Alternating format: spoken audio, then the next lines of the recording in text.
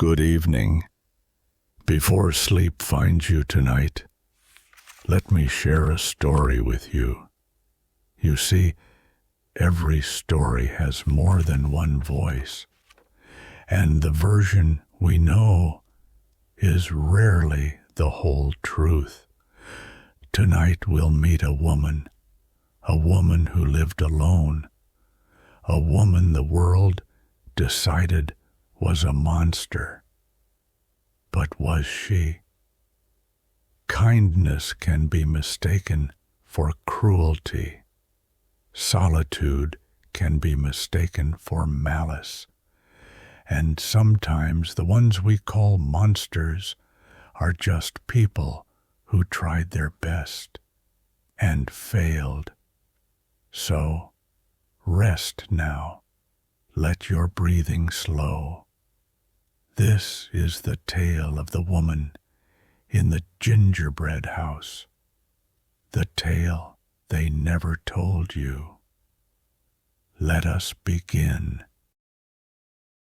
Hansel and Gretel, the Witch's Tale. A bedtime story, deep in the ancient forest, where oaks grow so thick that sunlight scarcely touches the ground, there once stood a peculiar cottage.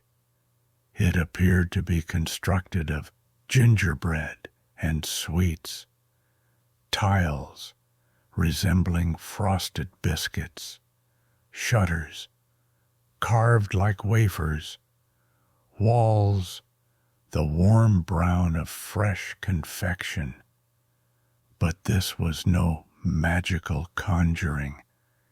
It was clay and timber, built over 3 years by a woman the villagers had driven into exile. Her name was Margot. 50 years prior, she had owned a bakery in the village at the forest's edge. Children would press their noses against her window, marveling at cream puffs and gingerbread decorated with such artistry. They seemed too beautiful to eat. She took tremendous pride in her craft. She never married, a fact that set tongues wagging. A woman alone, they whispered, most unnatural. But Margot paid them little mind. She had her work, her shop, her independence. Then came the accusations. A child fell ill after eating spoiled bread from another baker.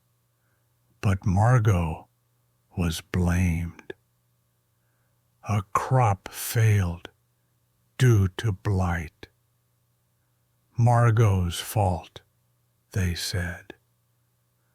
A cow ceased giving milk. The woman who knows herbs must have cursed it. With each misfortune, the whispers grew louder.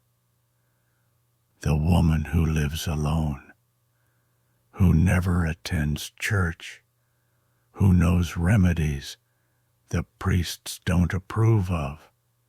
Witch, they said. Burn the witch. One autumn night, they came with torches and rope. Margot heard them breaking down her shop door. She fled through the back window, her nightdress tearing on the frame, her bare feet bleeding on the cobblestones. Behind her, flames consumed her bakery, everything she'd built. She ran into the forest with only her grandmother's recipe book, the screams of the mob echoing through the trees. She ran until she collapsed, certain she would die there in the dirt. The forest was cold and merciless. those first months. She nearly starved.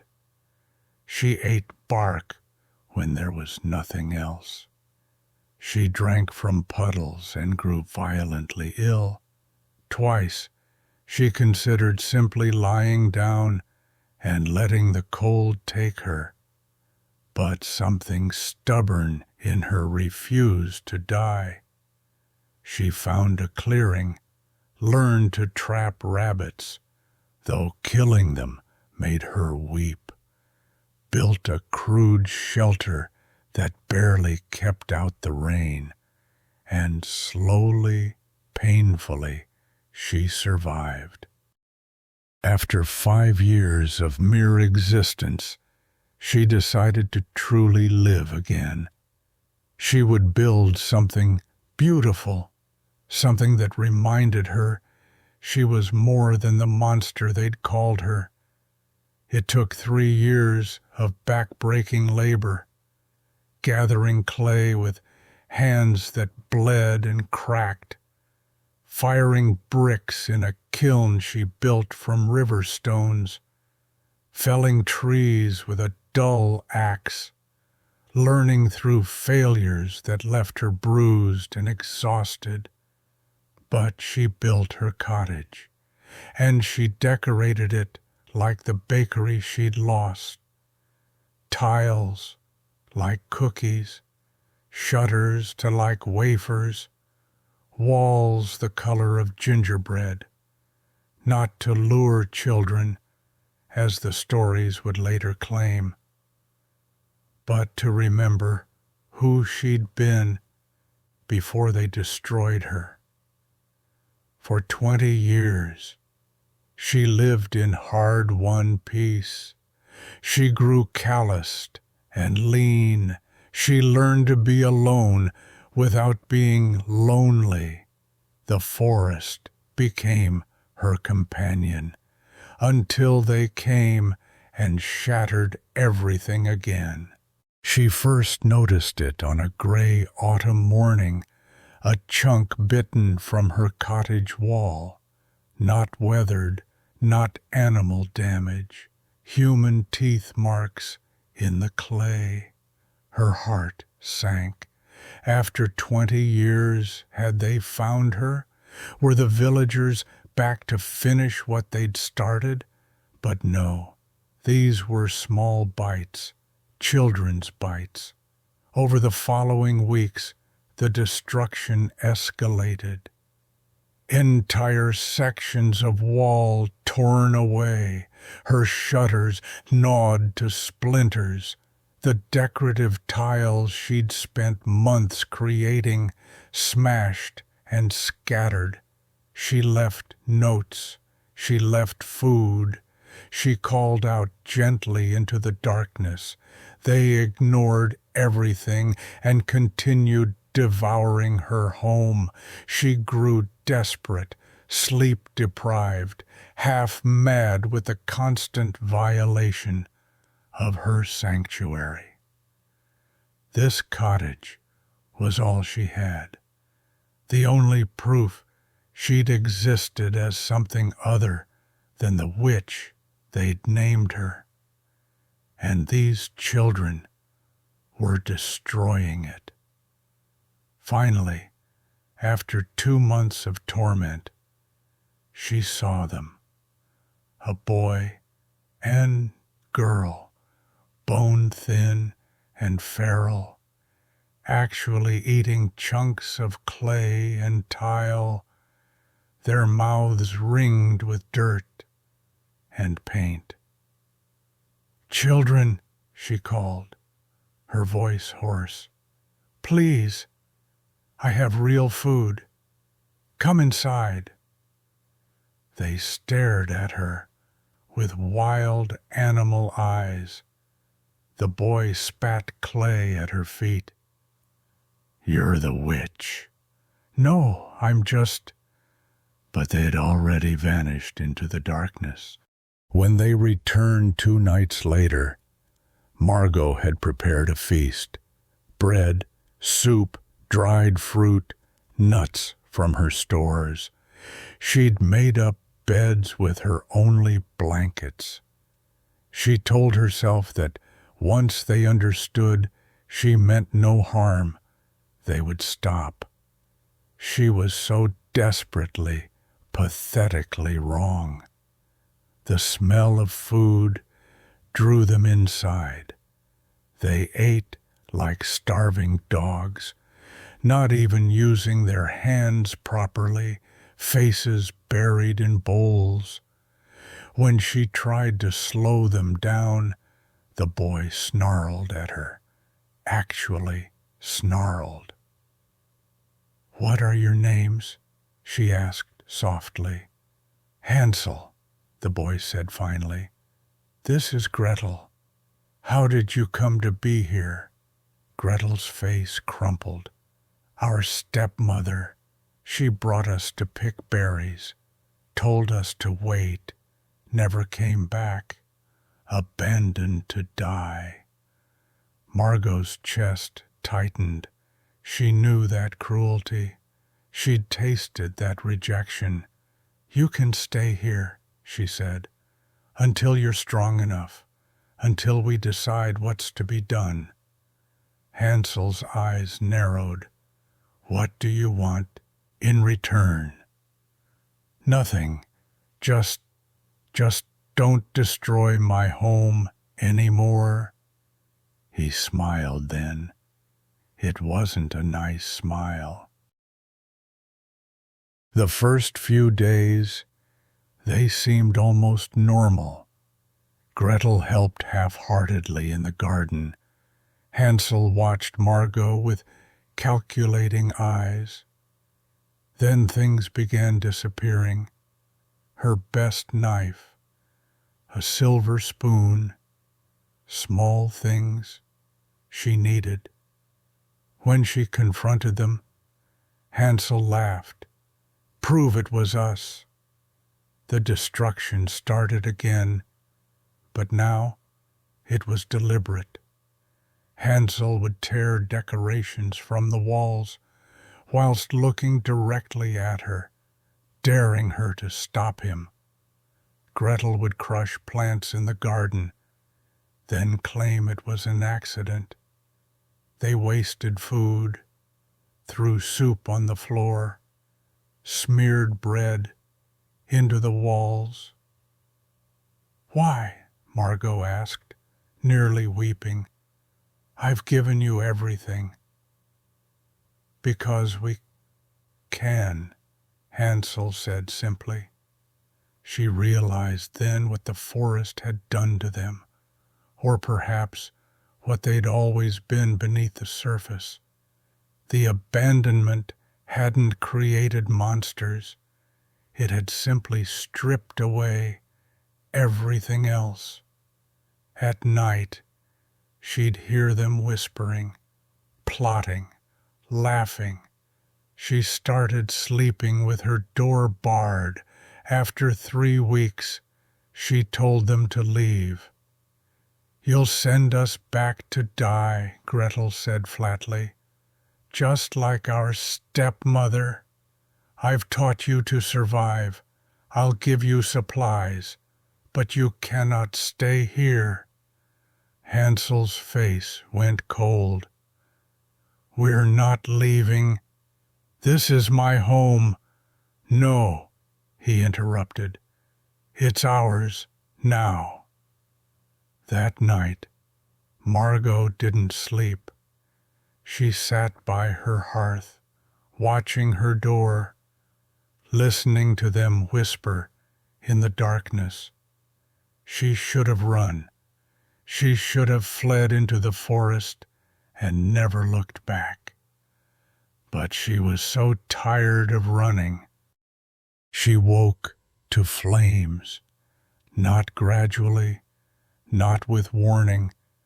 She woke choking on smoke, her cottage already blazing around her. Hansel stood by the hearth, feeding her grandmother's recipe book, page by page into the oven. The last piece of her old life, turning to ash whilst he smiled. "What have you done?" she screamed. "Gretel!" he called. "Now!" The girl appeared behind Margot, holding the heavy iron poker from the hearth. She swung it into the old woman's knee. The joint shattered with a wet crack. Margot collapsed, screaming. "The story is simple," Hansel said, crouching beside her. "The witch lured us here, locked us in a cage, tried to fatten us up to eat us. But we were too clever. We escaped. No one will believe." "Everyone will believe it," Gretel said. "We're just children. You're the witch who lives in the house of sweets." Margot tried to crawl toward the door. Her shattered knee dragged uselessly. The smoke was thickening, flames spreading across the wooden beams. Hansel grabbed her hair, yanking her head back. "You should thank us, really. Now you'll be exactly what they always said you were, the witch in the oven, just like the story." "Please," Margot gasped. "Please, I only tried to help." "That was your mistake," he said. They dragged her toward the oven. She fought, clawed at them, bit at Hansel's arm until she tasted blood. But she was old and injured, and they were young and filled with malicious purpose. The oven's heat was unbearable. The iron door stood open like a mouth. "Any last words, witch?" Hansel asked. Margot looked at them through the smoke and flames. These children she'd tried to save. These monsters wearing innocent faces. "You'll become exactly what made you," she whispered. Then they shoved her inside. The last thing she heard was Hansel slamming the iron door shut. The last thing she saw was Gretel's blank face through the small window, watching without expression as the flames consumed her. The last thing she thought was that perhaps the villagers had been right all along. Perhaps she'd been cursed from the start. Perhaps kindness itself was the real curse. Then there was only fire and pain, and finally, mercifully, nothing. Hansel and Gretel emerged from the forest 3 days later. They were covered in soot, faces streaked with tears they'd practiced in a puddle. Gretel limped convincingly. Hansel's arm bore the bite mark where Margot had fought back, perfect evidence of their struggle.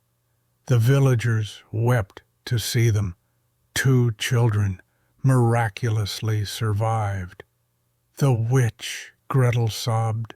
"She locked us up. She was going to eat us."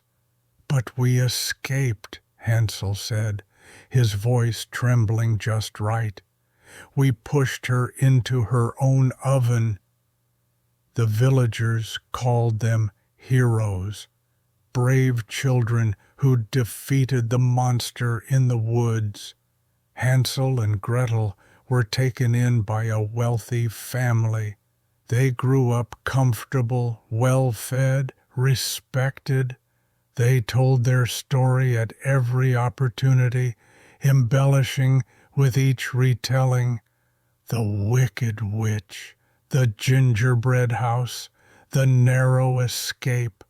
Sometimes, in the dark of night, Gretel would wake from dreams of an old woman's face in the flames. She'd remember the grandmother's recipe book, burning, the desperate pleas, the way Margot had looked at them at the end, not with hatred, but with something worse, pity. But then morning would come, and the discomfort would fade. It was easier to believe their own story, easier to be heroes than murderers. Hansel never dreamed at all. He slept perfectly well. Years later, hunters would occasionally stumble upon ruins deep in the forest, scorched stones, a broken hearth, a collapsed oven with the door still sealed shut. They never looked inside, and deep in those ruins, if one listened carefully on quiet nights, some claimed they could hear weeping, not angry, not vengeful, just infinitely, unbearably sad. They called it the wind, but the wind doesn't weep like that. The wind doesn't sound like an old woman who died still believing the world might have been kind. If only she'd been stronger, smarter, less foolishly hopeful. The wind doesn't carry the scent of gingerbread and ash and broken dreams, but something in those ruins does, something that waits there still. Sleep now, dear listener, and remember, the monsters in our stories are often just the ones who couldn't fight back. The heroes are often just the ones who lived to tell the tale. And sometimes the darkest magic in the world is simply the ability to make others believe your lies. You know the tale of Rumpelstiltskin, a strange little man who spun straw into gold, a greedy creature who demanded a queen's firstborn child. But tonight we hear it differently. Tonight we meet a merchant, a skilled craftsman, a man who made one fatal mistake. He believed in fair payment for honest work. Rest now. Let the story carry you. This is the tale they never told you.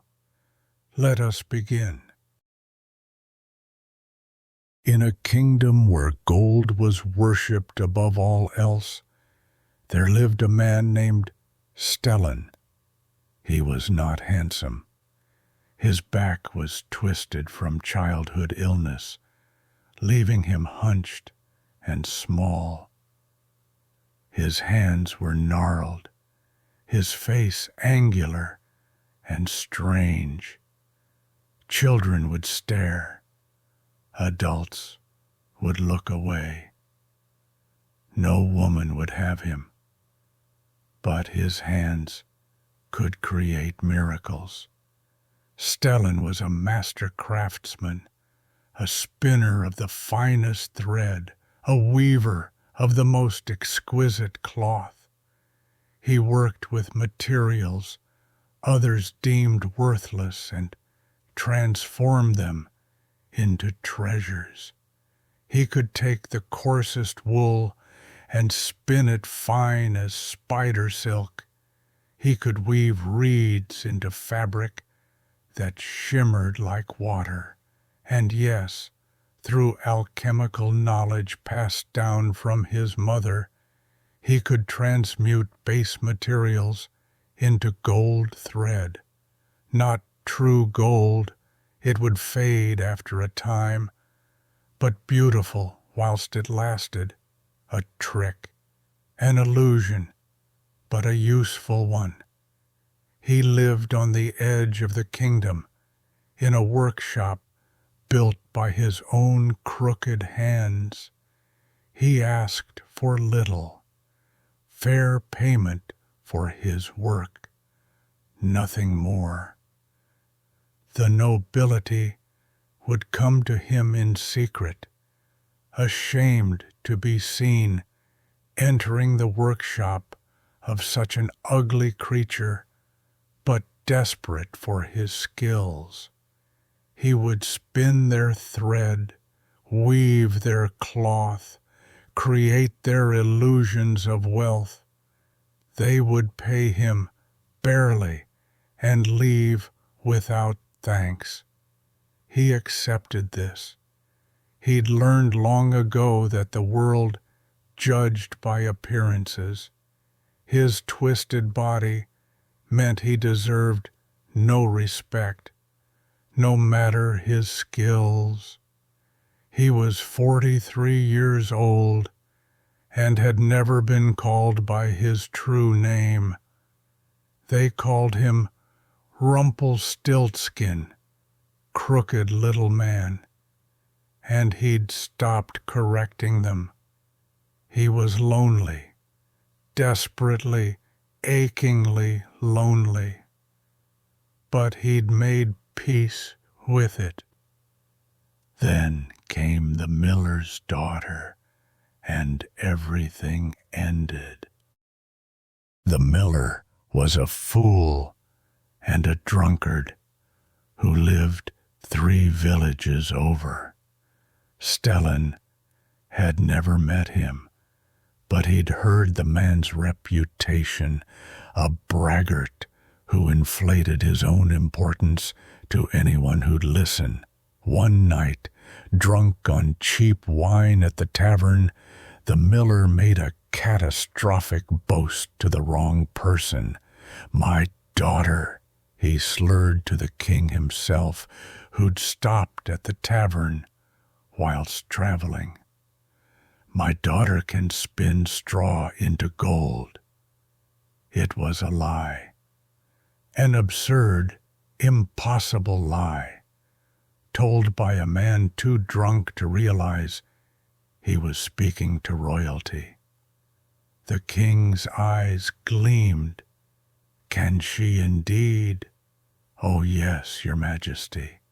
Pure gold from common straw. It's a gift from God himself." The king smiled. It wasn't a kind smile. 3 days later, soldiers came for the miller's daughter. Her name was Elena, though that detail matters little to this story. She was 17, plain-faced, and terrified as they dragged her to the palace. The king locked her in a room filled with straw, a spinning wheel in the corner. "Spin this into gold by morning," he commanded, "or you'll hang for your father's lies." Elena wept. "But I can't. I don't know how." "Then you'll die," the king said simply, and left her locked in the darkness. She sobbed for hours. Eventually, her cries reached Stellan. His workshop was near the palace. He'd heard the commotion, heard the guards discussing the king's latest madness. A girl locked in a room, sentenced to death for a skill she didn't possess. Stellan knew he should ignore it. It wasn't his concern. The nobility used and discarded people like firewood. Why should this girl be any different? But her weeping sounded so much like his mother's the night before she died, alone, abandoned, hopeless. He made his first mistake. He went to help. Stellan knew the palace's secret passages. He'd done work there before, always through back doors, always unseen. He slipped into the girl's prison easily enough. She screamed when she saw him, his twisted form appearing from the shadows like something from a nightmare. "Please don't hurt me," she begged. "I'm not here to hurt you," he said quietly. "I'm here to help. I can spin straw into gold." She stared at him, hope and suspicion warring on her face. "Why would you help me?" "Because the king is a monster, and you don't deserve to die for your father's stupidity." "What do you want in return?"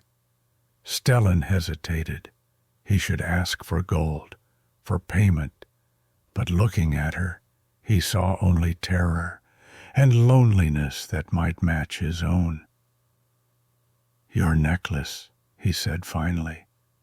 It was a simple thing, brass and worthless, but it would serve as a token, a reminder that someone had once needed him. She handed it over without hesitation. He worked through the night, his skilled hands transforming straw into gold-threaded material. Not true gold, it would fade in a year, but the king wouldn't know that. Wouldn't care as long as it glittered now. By morning, the room sparkled with false treasure. The king was delighted and greedy. He locked Elena in a larger room filled with even more straw. "Again," he demanded, "or you hang." That night, Stellan returned. "Please," she begged, "please help me again." "What will you pay me?" "I have nothing left. Wait, my ring." She pulled it from her finger, another trinket, worthless except to her. He took it and worked through another night. The king was ecstatic. He saw infinite wealth, an endless supply of gold from worthless straw. He made his decision. "I'll make you my queen," he told Elena. "But first, one final test." The third room was enormous, filled floor to ceiling with straw. "Spin all of this into gold by morning, and you'll be queen. Fail, and you'll die." Elena knew she was trapped. Marry the monster king, or die refusing. That night when Stellan appeared, she was calm. "I have nothing left to give you," she said. "Then I'll work for free." "No." She looked at him carefully, this strange, twisted creature who'd saved her life twice. "I'll give you my firstborn child." Stellan froze. "What? When I'm queen? If I survive this, if I marry that monster, when I have a child, it's yours. That's my payment." "You can't mean that." "I do. You've saved my life twice. You deserve payment." And honestly, her laugh was bitter. "Any child of mine would be better off with you than with that creature on the throne. You've shown me more kindness in 2 nights than he has in an instant." Stellan should have refused, should have recognized the desperate lie in her voice, but he was so achingly lonely. And the thought of a child, someone to teach his craft, someone to carry on his knowledge, someone who might not recoil from his twisted face. He made his second mistake. Very well, a contract then, witnessed by the old gods and the new. They spoke the words, made the oath, bound by magic older than the kingdom itself. He spun the straw. She became queen, and Stellan returned to his workshop to wait. 1 year passed. The false gold faded, but the king had already spent it, already convinced other kingdoms of his wealth. It didn't matter that it was illusion. The illusion had served its purpose. Elena gave birth to a son, a healthy, beautiful boy. Stellan waited another year. He didn't want to steal an infant. He wanted to give her time with the child, time to remember her promise and perhaps bring the boy to him willingly. He was a fool. When the boy was 2 years old, Stellan finally came to collect his payment. He appeared in the queen's chambers one night. She was alone, embroidering by candlelight. She screamed when she saw him. "Peace," he said softly. "I'm here for what was promised." "What are you talking about?" Her voice was cold, imperious. This wasn't the terrified girl he'd saved. "The contract, your firstborn child. You promised him to me in exchange for your life." She laughed, actually laughed. "You're mad. I made no such promise." "You did. We spoke the words, made the oath, the words of a desperate girl facing death. Those aren't binding." She stood, drawing herself up in her royal finery. "I am queen now. You are nothing. You have no claim to my child. We made a contract." "Prove it," she said coldly. "Go to the king and tell him you helped me cheat his test. Tell him you created false gold. See how far your contract gets you then." Stellan felt something crack inside his chest. "You would deny me? After I saved your life? 3 times I saved you from death. You did a service, and I paid you with trinkets. That was the transaction. Now, leave, before I call the guards and have you hanged for threatening the royal family." "Elena, you don't speak my name, creature. You're nothing. You've always been nothing. Did you truly think I meant that promise? Did you think I'd give my child to something like you?" The disgust in her voice was absolute. He'd heard it before, all his life. But somehow, this time, it cut deeper. "I believed you," he whispered. "Then you're a bigger fool than my father." She called for guards. He fled through the secret passages, back to his workshop, her laughter echoing behind him.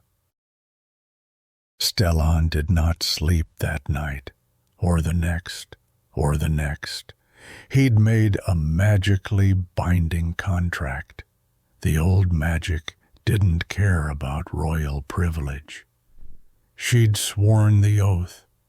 She owed the debt.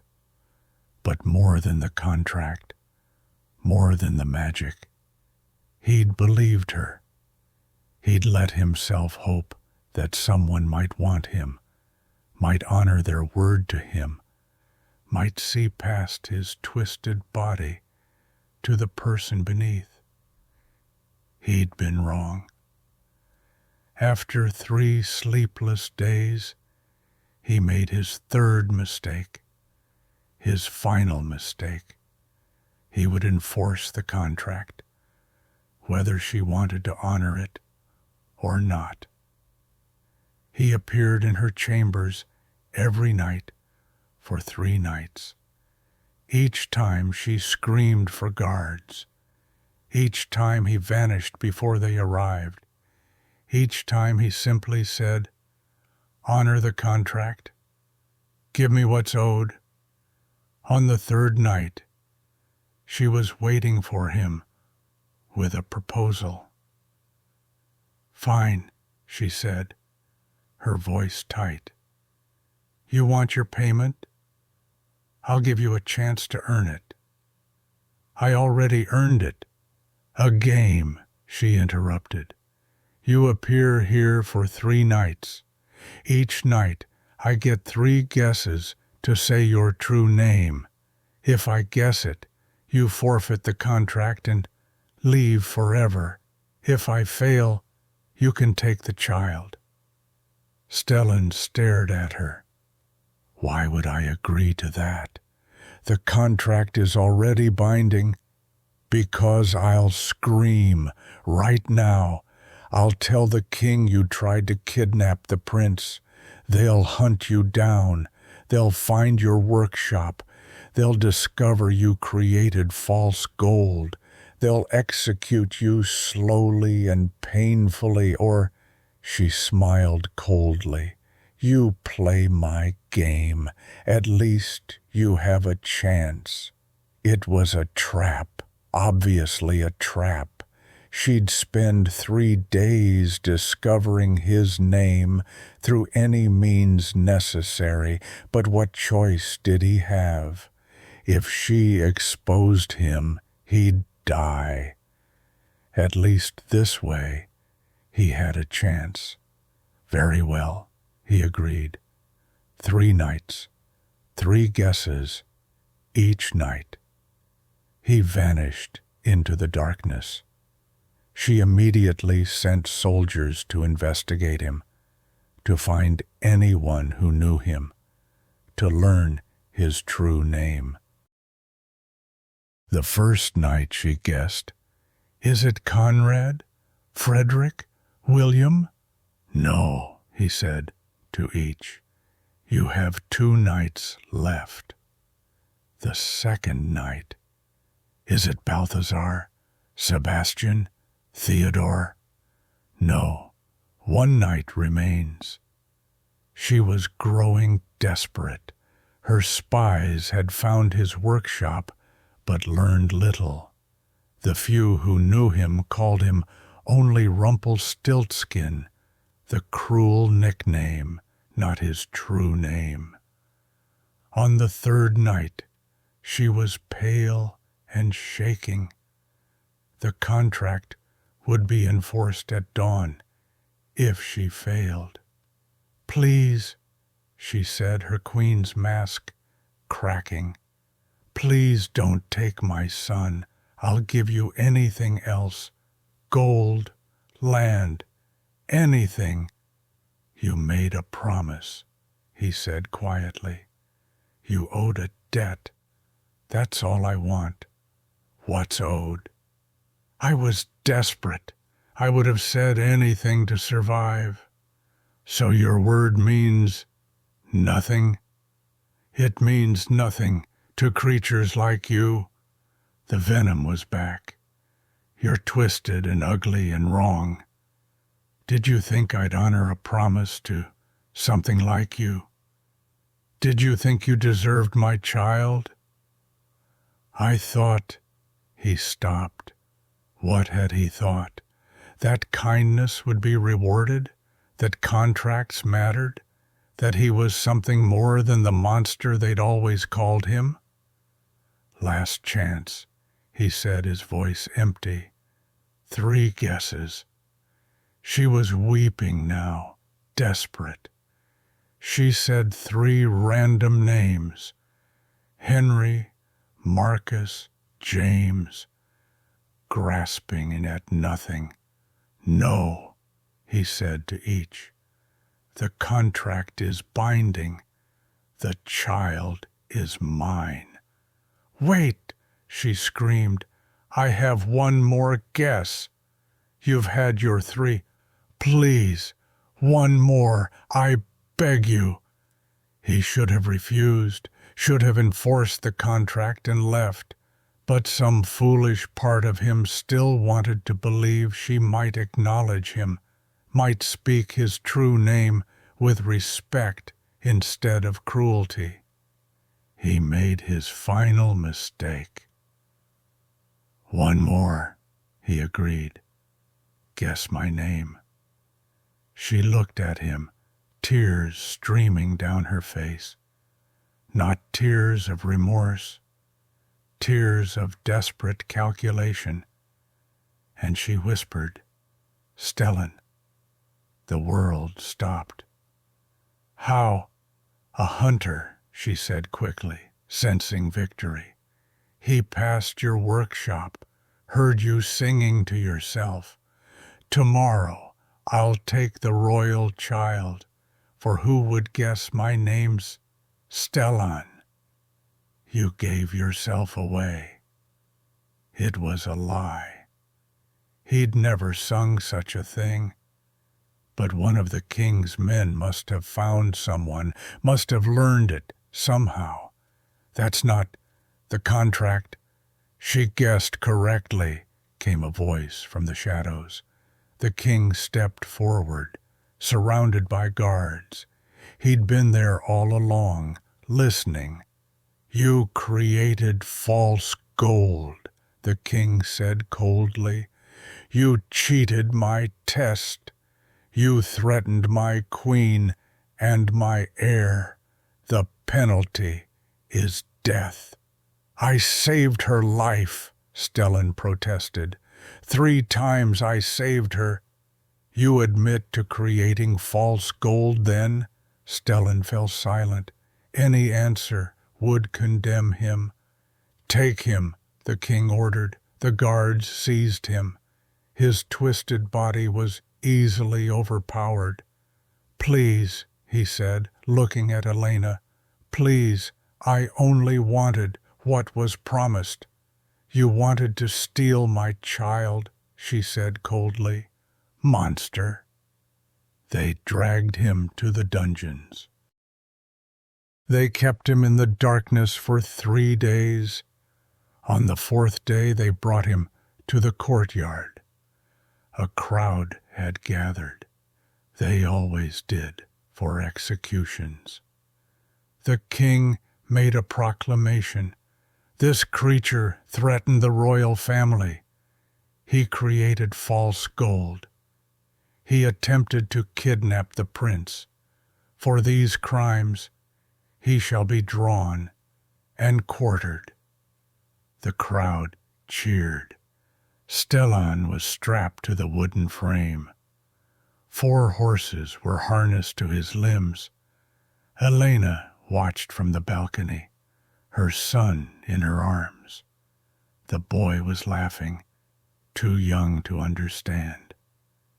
"Any last words, creature?" the executioner asked. Stellan looked up at the queen, at the woman he'd saved, at the child that should have been his payment. "I believed you," he said. "That was my only crime. I believed your word meant something." "Words mean everything," the king called down, "and the word for you is monster. Now die like one." The horses were whipped. The pain was extraordinary. Stellan screamed as his twisted body was torn apart. His bad back, his gnarled hands, his strange face, all ripped to pieces in front of a cheering crowd. His last thought wasn't of the pain. It was of his mother, telling him stories before she died, teaching him that good work should be rewarded, that contracts should be honored, that even ugly things could have value. She'd been wrong. She'd been so terribly wrong. The kingdom celebrated the death of Rumpelstiltskin, the strange little man who'd tried to steal a baby, the monster who'd threatened the queen. They told the story for generations. The evil creature who spun gold but demanded innocent children as payment. The greedy thing that tried to steal the prince. Elena was hailed as a clever queen. Her son grew into a wise king. The kingdom prospered. No one mentioned that the gold had been false, that the queen had broken a magical contract, that a master craftsman had been executed for the crime of believing someone's word. Sometimes, in the deepest part of the forest, travelers would stumble upon an abandoned workshop. Inside, the finest thread anyone had ever seen. Cloth woven from impossible materials, tools of such quality that modern craftsmen wept to see them, and sometimes on quiet nights they'd hear weeping, not the wind, something else, the sound of a twisted man who'd only wanted fair payment for honest work, who'd believed that contracts meant something, who'd died learning that in a kingdom that worshipped gold above all, the word of a queen meant less than nothing when given to something ugly. The workshop still stands, the thread still gleams, but no one spins there anymore. No one ever will again.